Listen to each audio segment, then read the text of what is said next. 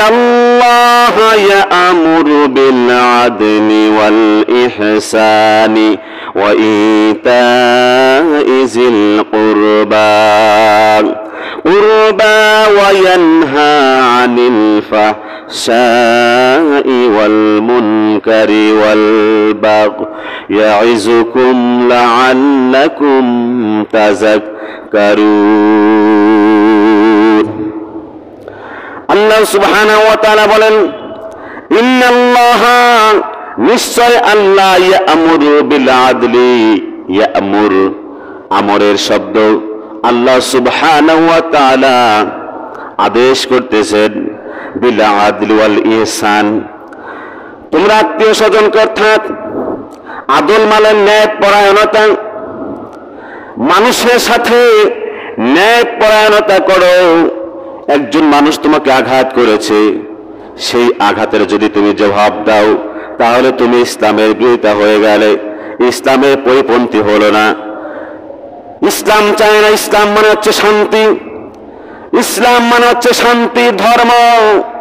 যে ইসলামের মধ্যে ঢুকলেই শান্তি পাওয়া যায়, যে ইসলামের মধ্যে কোনো মারামারি নাই, কাটাকাটি নাই, হানাহানি নাই, কথা বলেন ঠিক কিনা? ইসলামের মধ্যে কি কোনো মারামারি আছে? মারামারি করে যদি বিজয় লাভ করা যেত তাহলে আমার আল্লাহ রব্বুল আলামিনের হাবিব সর্বপ্রথম যুদ্ধ করত, কথা বলেন ঠিক কিনা?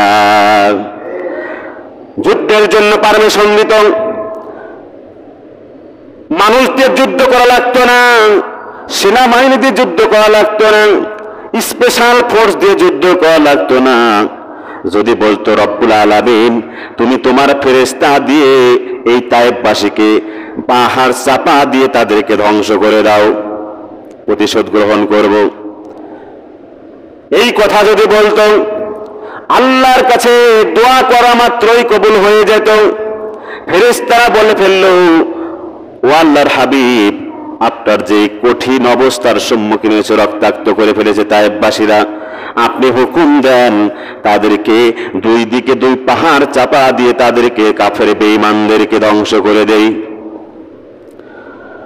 মুসলমান ভাইরা আমার, খেয়াল করে শুনতে হবে, এজন্য আল্লাহ রাব্বুল আলামিন বিল আদলি ওয়াল ইহসান, সদাচরণ করতে হবে, মানুষের কাছে মানুষের সাথে সদাচরণ করতে হবে। এখন এক শ্রেণীর মানুষ বের হয়েছে যে বিজয় লাভ করেছি বলেই দেখা যায় মুসলমান ইহুদি খ্রিস্টানদের ঘরে আক্রমণ করে, কথা বলেন ঠিক কিনা? করে কি করে না? কিন্তু বিশ্বাস করেন মুসলমান, আমরা এই ঘর বাড়ি পোড়াও জ্বালাও এই আন্দোলনের সাথে আমরা সম্পৃক্ত না। এরকম দুষ্কৃতকারী লোক আছে, তারা জ্বালাও পোড়াও আন্দোলন করে, কিন্তু এটা ইসলাম সমর্থন না।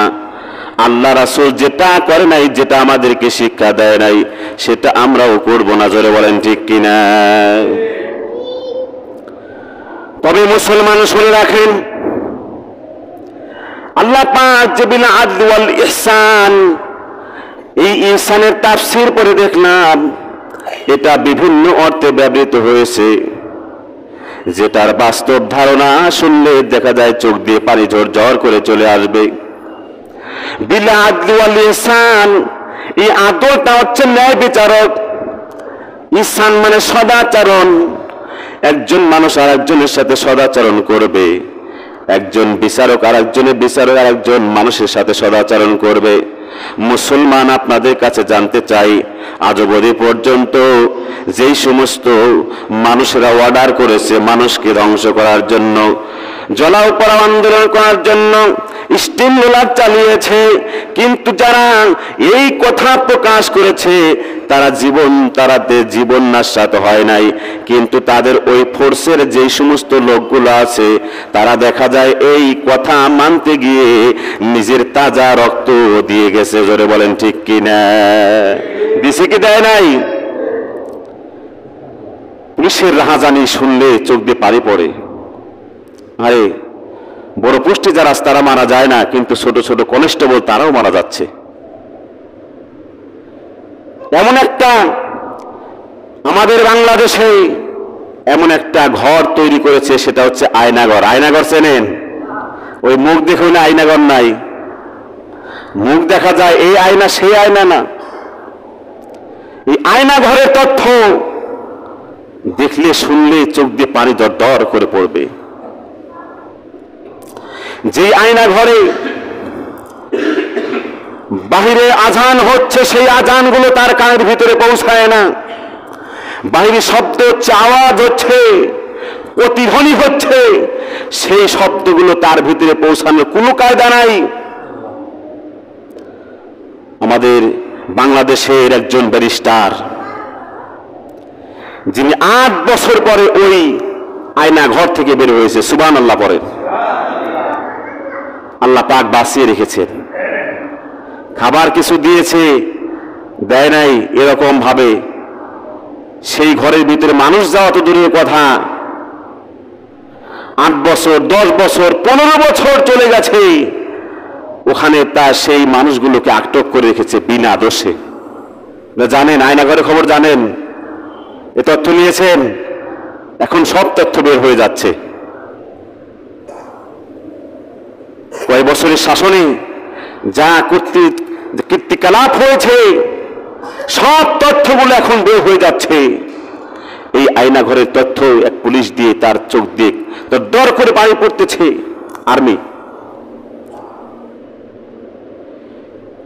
আয়নাঘরের মধ্যে যেই মানুষটাকে মেরে তার হাড্ডিগুলো ফেলে দেওয়া হয়েছে, আবার থাকতে থাকতে না খেয়ে খেয়ে কঙ্কাল হয়ে মারা গেছে।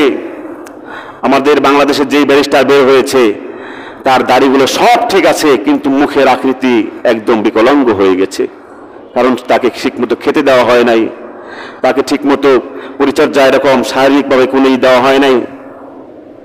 সম্মানিত হাজরিন, যেই জায়গায় আবদ্ধ করে রাখা হয়েছে, বছরের পর বছর চলে গেছে। আমরা গত কয়েক বছর আগে, সম্ভবত 2011 কিংবা 10, আবার 2013 সালেও কিছু মানুষকে জিম্মি করা হয়েছিল। আপনারা এই তথ্য জানেন? কিছু মানুষকে জিম্মি করা হয়েছিল যে খুঁজে পাওয়া যাচ্ছে না। সেই সমস্ত মানুষগুলোকে আয়না ঘরের ভিতরে রেখেছে, তাদের স্ত্রীরা কান্নাকাটি করেছে যে আমার স্বামী কোথায় গেল, খুঁজে পাওয়া যাচ্ছে না। সন্তান কান্নাকাটি করেছে, আমার বাবা কবে ফিরে আসবে, আমার বাবা কবে ফিরে আসবে, আমার জন্য আমার কাছে আসবে, আমাকে কোলে নেবে, আমি আব্বু বলে ডাকবো। মুসলমান সেই সমস্ত পিতা, সেই সমস্ত লোক যাদেরকে জিম্মি করে রেখেছে, বছরের পর বছর চলে গেছে, কিন্তু তাদের ফিরে আসা সম্ভব হয় নাই। কিন্তু এই লোকগুলো এখন সব বের হয়ে যাচ্ছে এই আয়নাঘরের মধ্যে থেকে। কথা বলেন ঠিক কিনা? সম্মানিত হাজির, তাহলে আসুন